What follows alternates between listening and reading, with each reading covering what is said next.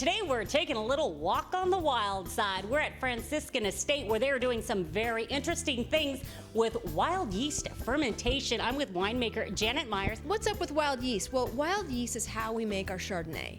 Now this is a kind of a lost art.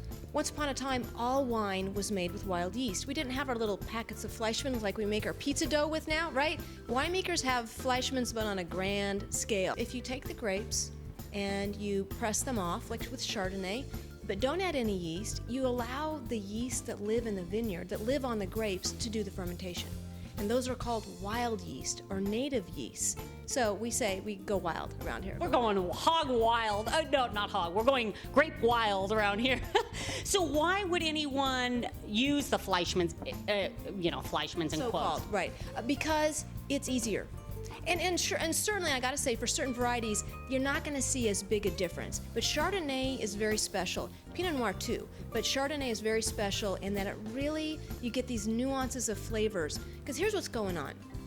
And I'm talking about our Cuvée Sauvage, which is our reserve Chardonnay, made with 100% Carneros, 100% wild yeast, 100% barrel fermentation. So what happens is the yeast from the vineyard, they kind of do a relay. So there's not just one kind in there. That's as if you were adding the yeast. There's maybe, who knows how many kinds, a dozen types of yeast. So one at a time, they kind of have a specialty, low alcohol. There's one that likes high sugar, low alcohol. And then that's your sprinter. Then sprinter sits on the bench, and maybe a middle distance runner gets up and does maybe till 3 or 4% alcohol, and so on. And they're kind of passing the baton until finally you get your marathon runner at the end who can really go the distance, not the fastest starter, but the best finisher. But each of them, like a different chef, is adding a little complexity. That was so fascinating. I gave this tortoise and hare is what I'm thinking of them. The tortoise wins the race. So obviously we're going to try some of the Chardonnay. So for the regular Joe or Jane at home who's trying this with wild yeast, how is it going to taste different?